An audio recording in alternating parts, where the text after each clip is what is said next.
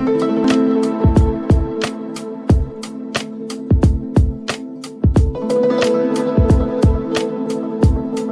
don't know how this is going to come out on the video, so we're going to have to chalk this up as a bit of an experiment.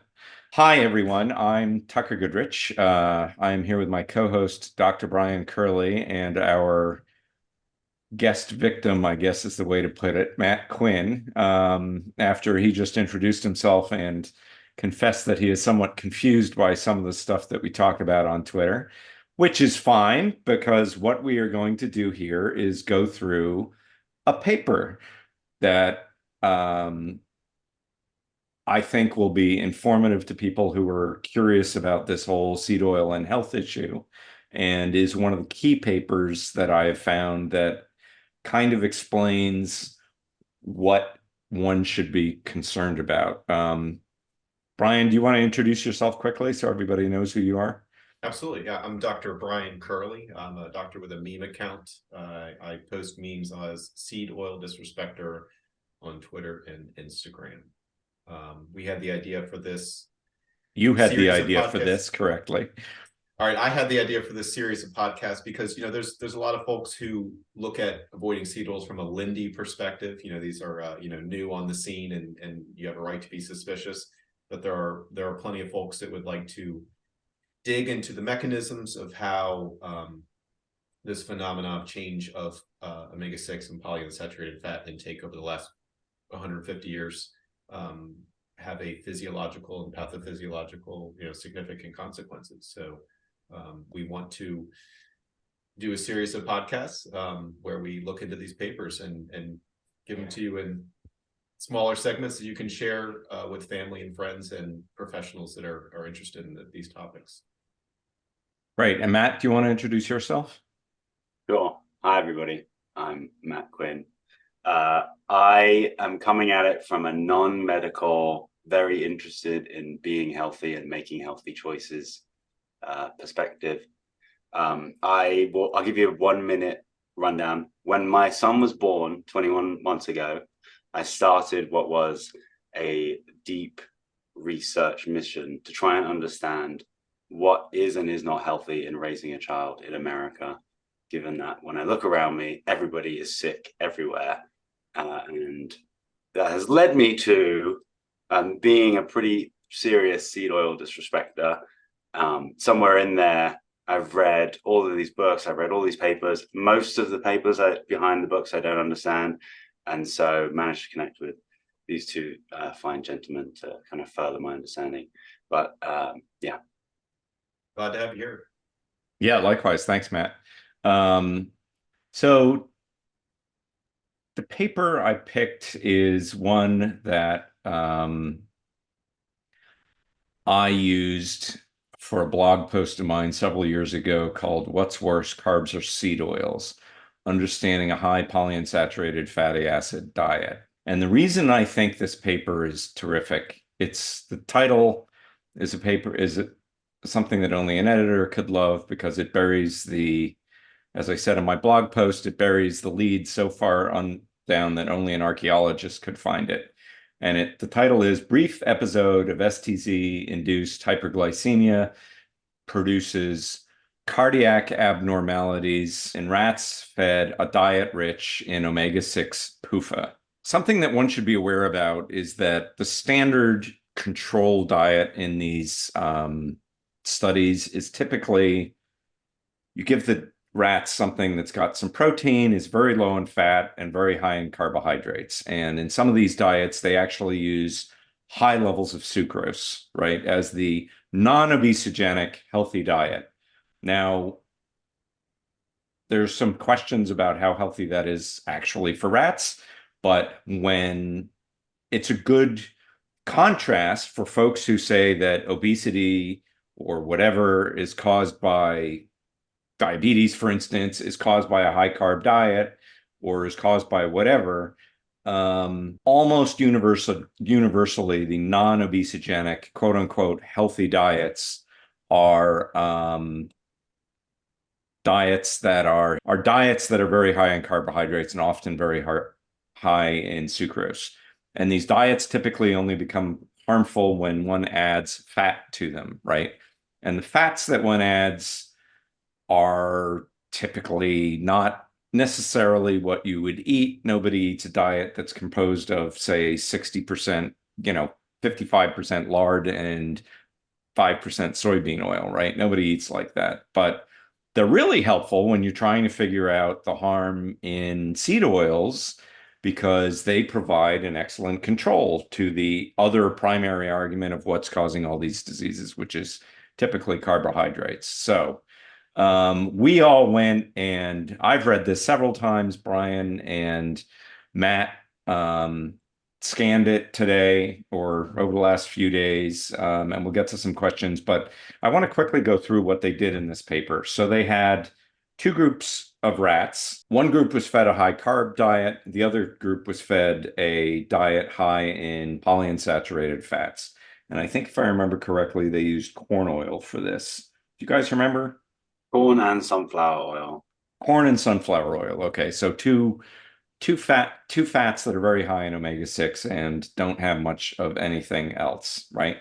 So we've got carb diet, seed oil diet, and then they took half of each group and gave them streptozotocin, which is a toxin that kills your beta cells, which are the cells in your pancreas that produce insulin, right?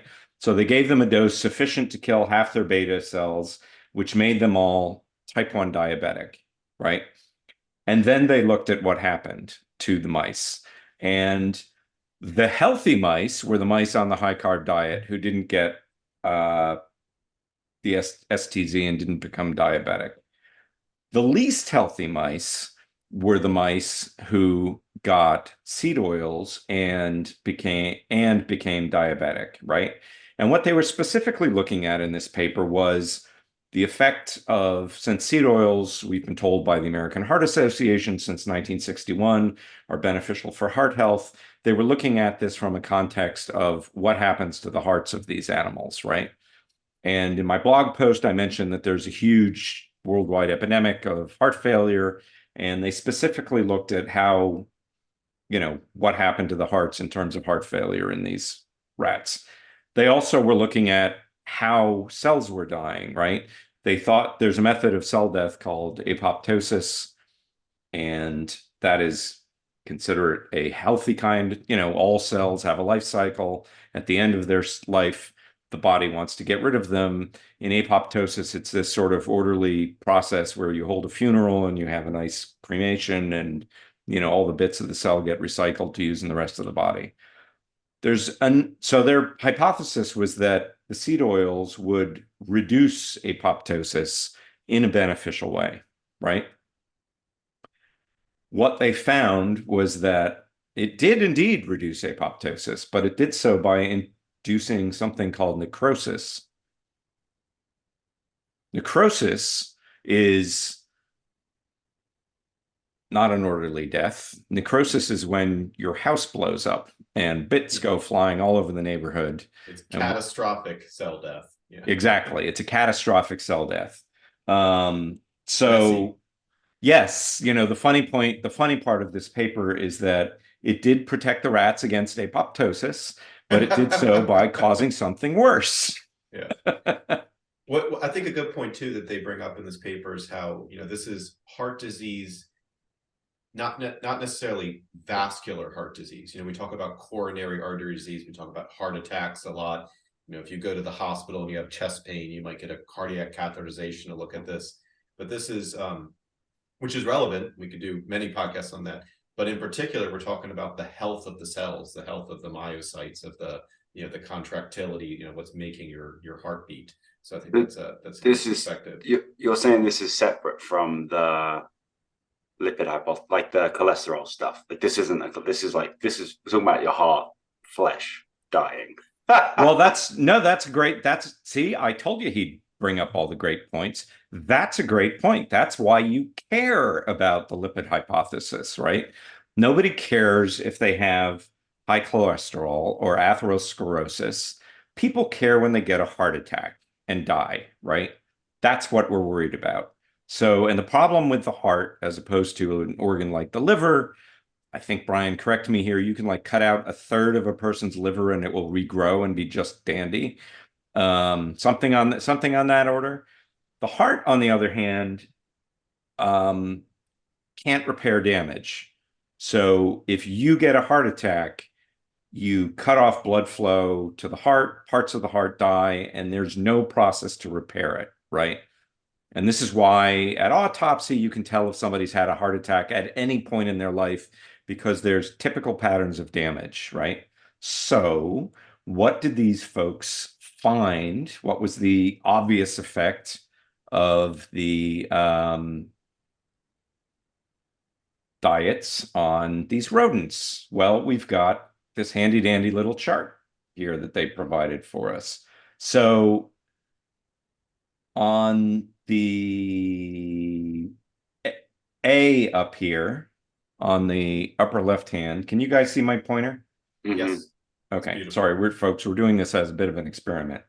A is a normal diet or a normal heart, right? D over here is what happens to a heart when you give it seed oils and you cause it to become diabetic, right? And these white areas are areas where cells in the heart have died a necrotic death, right? So this is pretty much the definition of the human condition of heart failure, right? You start getting sections of the heart die, the heart is unable to pump. Ultimately, it becomes weak and isn't able to pump blood throughout the body. And you start getting things like edema in your legs and in your lungs. And then pretty quickly after that, typically, you die. And I say this having watched my father go exactly this way. So not only did it cause necrosis, but it caused the rat version of heart failure, right? Very quickly. And what they looked at, where's my favorite? They looked at down here, graphic A, with this yellow box around it. They looked at glutathione, which is a chemical that protects the body from toxins like oxidized omega-6 fats. And they noticed that in the omega-6 arm, this went way down. This is an indicator of omega-6 toxicity because as these fats oxidize and become harmful, glutathione sacrifices itself essentially to get them out of your body. And in the process of doing that, the levels of glutathione go down. And they showed here that the white bar is the white bar on the left is the carb diet. The black bar on the left is the carb diet that's diabetic. And you can see that even on the right-hand side, the white bar that is not diabetic is doing much worse than the carb diet that was made to be type 1 diabetic, right? And then all the way on the right, the black bar is the PUFA diet, the omega-6 diet that is also made diabetic, and it is doing worst of all, right? And you see this best down in box C down here at the bottom of this little series of pictures where you can see that the this GSH GSSG ratio, that's a key indicator of the body's ability to fight off what they call oxidative stress, the toxins that are caused by oxidation in the body, is very, very low and is essentially at a point, as we can judge by the damage to the heart, where it's unable to protect the heart. Do you guys have any questions? I have so many questions. Go Well, ahead. I could say for the folks in the back, you know, you hear of the phrase like antioxidant, right? You know, there's this delicate balance that your body will have with oxidative stress. Well, the suggestion here and the evidence here is that this overabundance of omega-6 found in seed oils and the fat of grain-fed monogastric animals will deplete your body's natural response to oxidative stress.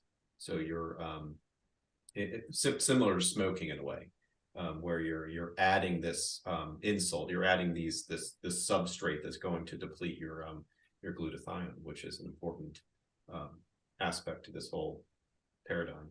Right. It's what you're saying then, Brian, that your body has a system to deal with oxidative stress, but the PUFA diet like overwhelms your oxidative stress defense system, just like quite profoundly.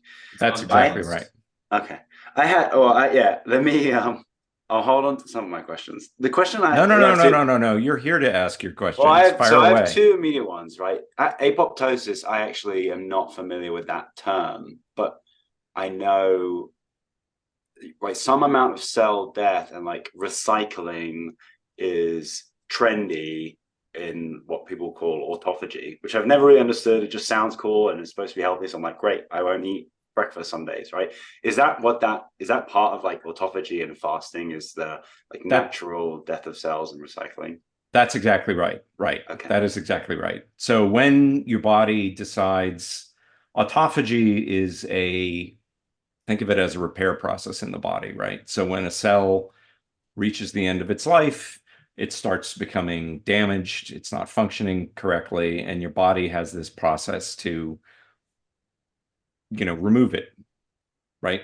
Autophagy means self-eating. So you're basically taking the cell out of its environment and breaking it up and sending it off to be recycled into other bits of your body, right? Proteins, fats, and the other components of the cell. Apoptosis is the process by which that happens, right? The cell itself typically starts the process by sending out signals to the body that say, I'm damaged, I need to be removed, right? This is what goes awry in cancer. The cell that's damaged stops sending out those signals and says, I'm going rogue, right? So autophagy, yes, is the process of the body repairing, removing damaged cells so that they don't become problematic to the body through a process like cancer. And apoptosis is the process of ending that cell's life, right? And part of what it does is it sends out a signal to the white blood cells, the macrophages, and the macrophages come, and macrophage means big eater, right? So in autophagy, self-eating, the macrophage, the big eater, is the thing that comes and basically eats the cell and digests it and breaks it up into things that the rest of the body can use. Yep.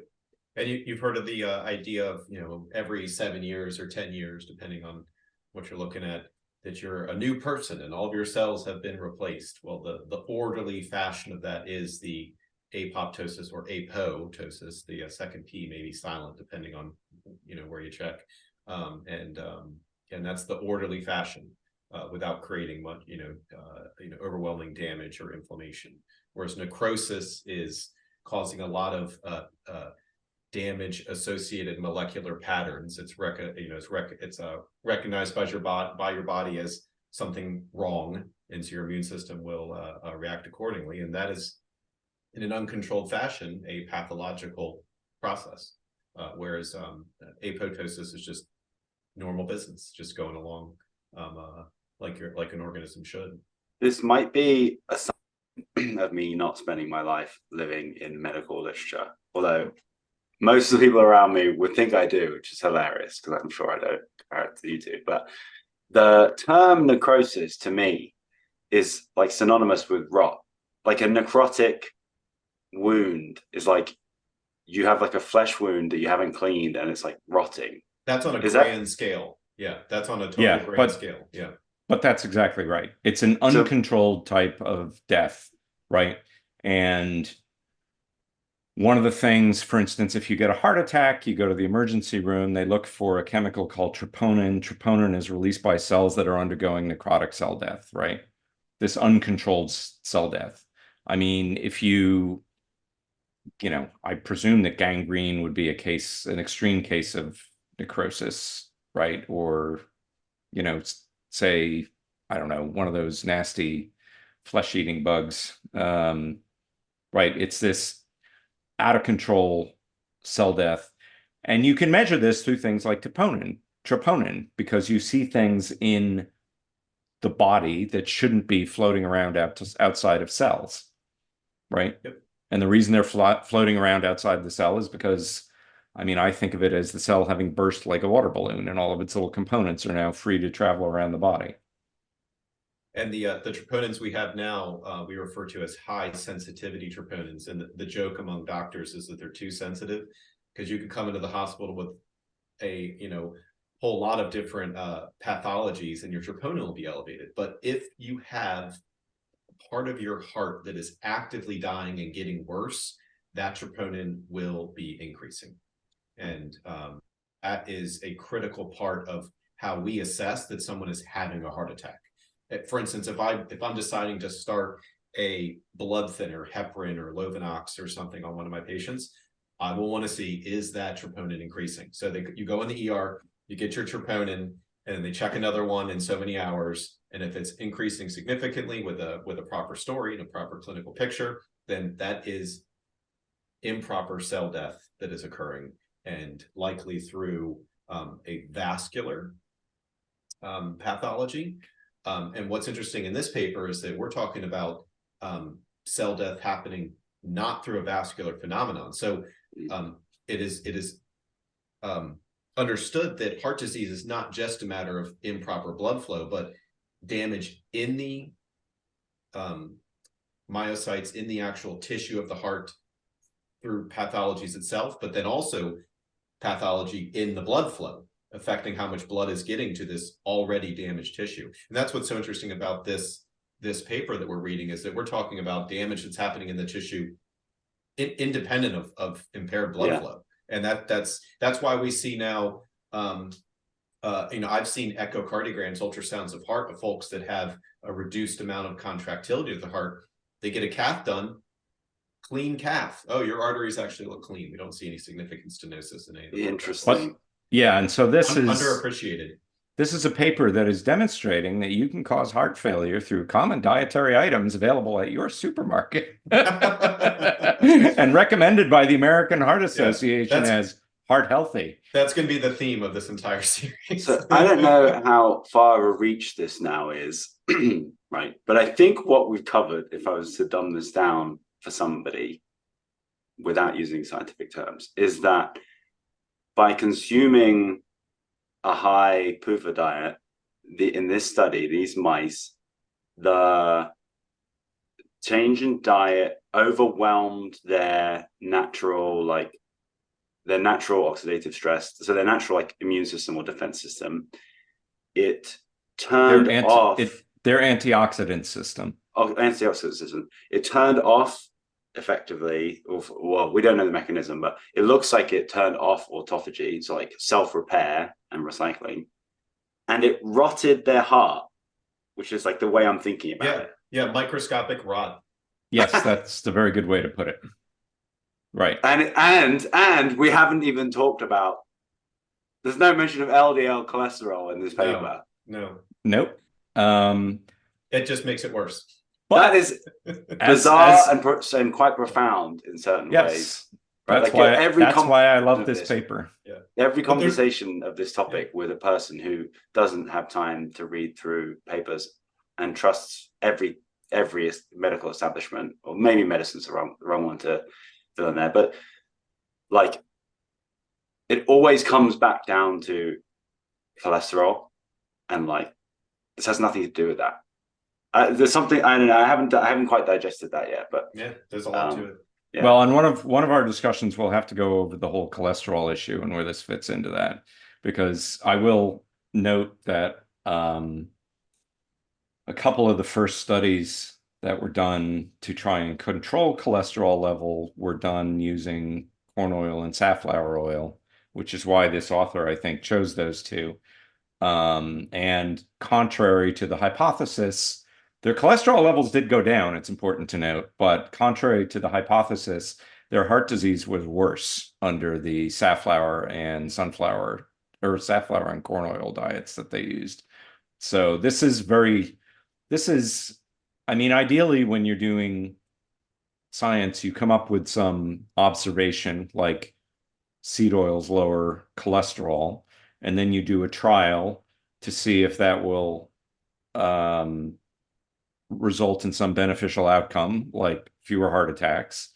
And then ideally you take it to animal studies where you try and figure out what's the actual mechanism, right? So this is the third part of that step, right? We have an observation, seed oils lower cholesterol. Thank you, Ansel Keys. Then we have a bunch of trials that showed that seed oils lowered cholesterol in humans, but unfortunately increased heart disease. And then we have this paper that shows us how that might have happened, looking at two particular parts of the process, right? Now, the next interesting thing that this paper did is one of the things that happens, everybody's been talking about mitochondria lately, and how It's the powerhouse of the cell. the powerhouse of the cell and how important they are. Chris Palmer's been doing an awesome job of, he's a psychiatrist down at Harvard, of making the point that mitochondrial dysfunction is involved in a lot of neurological issues. Well, it's involved in a lot of other issues as well, right? So the next thing that these gentlemen showed, we'll go back to the paper here, is there's a molecule in the mitochondria called cardiolipin. Cardiolipin, we've heard of these things called triglycerides, right? So a triglyceride is a molecule that contains 3 fats. Cardiolipin is a quadroglyceride. It's got 2 glyceride molecules and 4 fats. And cardiolipin is important. It's only found in the mitochondria in the body, and it is what holds the structure in the mitochondria together that allows the mitochondria to produce energy, right? So if cardiolipin has a problem, the mitochondria can't function. Interestingly enough, we were talking about apoptosis. The signal for apoptosis is damaged cardiolipin, right? These are released outside the mitochondria and then outside the cell, and it's the signal that something's going wrong with this cell, right? So what we see here is the yellow box on the upper left-hand side. Can you guys see that? Cardiolipin along the left-hand side? Yeah. Okay, so again, we're back to the normal diet on the left, the PUFA diet on the right. The black bars are the diabetic rats in each group. And what we see is that the cardiolipin amount in the mitochondria has gone down dramatically. And in the PUFA wings, it's gone down far more than even in the diabetic normal diet, right? Plummets. It plummets. And even in the diabetic PUFA group, it only is a little bit worse than in the PUFA group itself. Okay. It wasn't So much down better. below, they show picture A on the left is a normal mitochondria. You see these little wiggly lines throughout the middle of it. It looks sort of like, I don't know, a Pringles potato chip. Those are called cristae, and those are the structure that are composed of cardiolipin. That is where all the energy in your body is produced along those cristae, right? On the right, in picture B with another yellow border around it, that little black, it looks like a charred Pringle right next to a normal looking Pringle to the right. That is a mitochondria where its cardiolipin has become so damaged that the cristae have all collapsed, right? So this has basically imploded, poor little thing, right? And that is reflective of what's happening with the cardiolipin. The cardiolipin is so damaged that the cristae collapse and the mitochondria can no longer produce energy. So I think it's, for the folks listening, I think it's important to note that the level of omega-6 PUFA that we're talking about here would have been unable, an organism would have been unable to consume this much on a regular basis. I mean, what we see now in today's environment is a super concentration of this stuff. So compared to compared to You mean historical naturally? levels, yeah. natural levels, and so you wouldn't have been able to get this in the wild 200 years ago. Right. There's something funny. I'm having a moment where, so I've read this paper, obviously, and I've understood what this is saying, but I didn't realize that this is a picture. Those were pictures of mitochondria, right? Yeah. And so I live in Colorado, avid outdoor cyclist, follow a mainly kind of ketogenic diet, would much rather try and burn fat on a long bike ride than have to continue to eat a bunch of sugar or whatever. And I talk about mitochondria and mitochondrial density, and I watch all these videos and I read all these books, and somewhere in my mind, this is no joke, somewhere in my mind, mitochondria is like a subatomic particle, like a quark, if you like it kind of theoretically exists, but we don't really know if it actually exists. I didn't realize It's actually we actually had micro. I didn't realize we had like pictures of them. That's terrifying. Like when I've read like, okay, Hi-PUFA diet will kill your mitochondrial oxidative stress, all of these different pieces. I've some piece of my brain has always been like, yeah, but maybe not. Like it's a theory. To see a picture of like a dead mitochondria is actually stomach turning, to like realize how real that is. I mean, that the powerhouse of the cell, and you want more of them, and there's really no. Yeah, you could have put a despair back right in the middle of that thing, like all dark and crying. Yeah, and they go through some other neat stuff here. They look at what happens to energy production. I mean, one of the hallmarks of heart failure is that the heart isn't able to produce as much energy as it ought to. And well, gee, looking at this paper, you can understand why not. I mean, if you're, a heart cell is full of thousands of these mitochondria, and if you're, they're these little black carbonized Pringle things, they're not producing any power. Yeah. And it also damages its ability to produce power from glucose, which we won't even really get into. But, I mean, I think that kind of, apoptosis is a process by which damaged mitochondria, which is a normal part of life, signal to the body that, they have a problem. They can be removed, or if there are enough of them that are having a problem, the entire cell can be removed.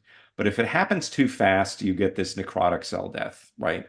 And as we saw in that first picture, and let's just go back to that for a moment, this is something that is unrepairable, right? So when your heart gets down to D here, you are at the point where you're approaching death, and there's not much that medical science can do for you.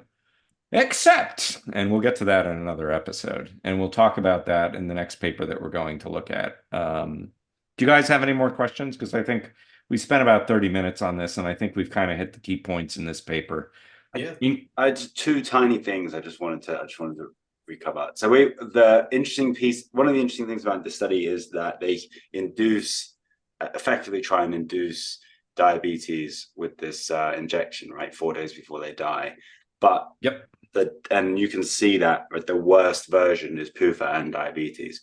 But also we've looked at results. Yeah, without diabetes, the PUFA diet is still absolutely abhorrent for these animals. I just wanted to double check that. No, not double check that. I just wanted to reiterate that, like, devoid of diabetes, all of these bad things are still happening. One and two. That's right. The diabetic rats on a carbohydrate diet are far healthier than the non-diabetic diets on the PUFA diet. Yeah, I can see that there. The other one I had was, so this is 2004, which is, I can't believe I'm saying this. This is 20 years ago. This is original paper. Yep. And I think what is interesting to me as somebody that is earlier on in my kind of independently looking through medical paper research is that I feel like anything that was to come out in the last 5 years is colored by the conversation around seed oils being bad, seed oils being good, whether you're vegan or whatever. 2004 feels like it was before that. So the purpose of this paper was, like, they were expecting, I think, by the way I had read this, that this intervention with PUFA was going to have good outcomes. Like the bias was, this is going to prove a good thing. It will be heart healthy. It will protect the heart. And it had absolutely catastrophic outcomes with like really not much bias around, like there's a tribe over here screaming on Twitter that you have to eat, gallop oil, and there's a tribe over here saying you have to only eat tallow. Like that didn't really exist in 2004. I mean, 2004 was before any social media platform. So this was but you have to remember this argument started back in the 1950s, right? Long before 2004, or obviously any social media, right? So this is just the latest shot fired in a battle that's been going on for decades. I think one of the many interesting things that I've learned from you, Tucker, is the history of when we learned about these different steps involved. When we identified what omega-6 even is, when we identified what 4-HNE even is, we identified those, because I think it's important to convey that we didn't know all of this when Crisco was invented. It was just a That's not only absolutely true, but arguably Crisco is healthier for you than the cottonseed oil it replaced. Oh, yeah, exactly. Just like how when it comes to IV nutrition, right? The soybean oil was healthier than the safflower oil that it replaced, which we could go into the details of that too. Well, that's another podcast. We've talked to that gentleman. Exactly. Sneak peeks. Yeah. But so we covered some good stuff on this one. So yeah, Matt, but that's a great point, is that this argument has been going on for decades, right? And evidence goes back and forth, and frankly, from my perspective, it's a little frustrating, because in a lot of ways, this argument should have been resolved back in the 1960s, and we shouldn't be doing this podcast. Mm-hmm. Right? Or at the latest in the 1970s, and we shouldn't be doing this podcast. It's definitely, I mean, you have better bona fides, I'd say, than I do. So it's much easier for me to come across as a conspiracy theorist when I mention these things to my family members. And I've gotten to a point where any medical family member, I don't even do it. And I've senior medical professionals in my family have familial hypercholesterolemia, and it's like I just will not bring up at all anything to do with this stuff. It always leads to an argument. But it is interesting I'm trying to think what my point was there. It's interesting to I felt like I was going to have a good point there, and I've totally forgotten what it was. Okay, yeah, but I mean, it's tough, because you start going through the literature and it can be really frustrating at times. And we should probably go through the Minnesota coronary experiment at some point, because if you don't come away from that paper and the history around that sounding like a conspiracy theorist, you're probably an idiot, I will say. I think the point I was going to make is, like, it's interesting to see the base facts, right? Like I think a lot of people, even at a medical educational level, you're probably taught the level of abstraction above. Not like, here's what the facts say. It's like, here's what the conclusion is, right? You don't really need to look at the facts, but it is frustrating to go, oh, we've known for 20 years that if you eat sunflower oil, the flesh of your heart will rot. And like any food I get off the shelf to try and feed my kid, I found one cracker that has olive oil in it. Everything else is like absolutely going to destroy their heart. It's like so frustrating to know that those two things exist in the same world. Well, especially in the environment where we're all looking at the number one cause of death and saying, hey, let's learn more about this so that we can give advice to people on what they should and should not do, and eat and should not eat. And, that's why we're here. Yep. Okay. Well, gentlemen, I think we should probably wrap this one up. That was an excellent closing thought. Matt, do you have any, Brian? No, thank you. This is cool.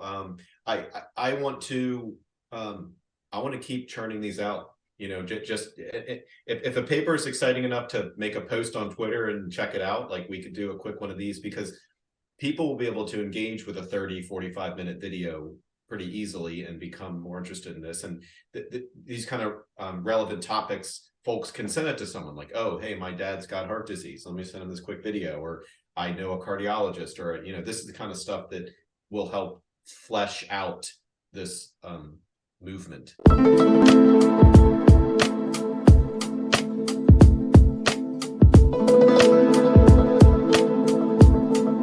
Look at these three handsome bastards here. Where?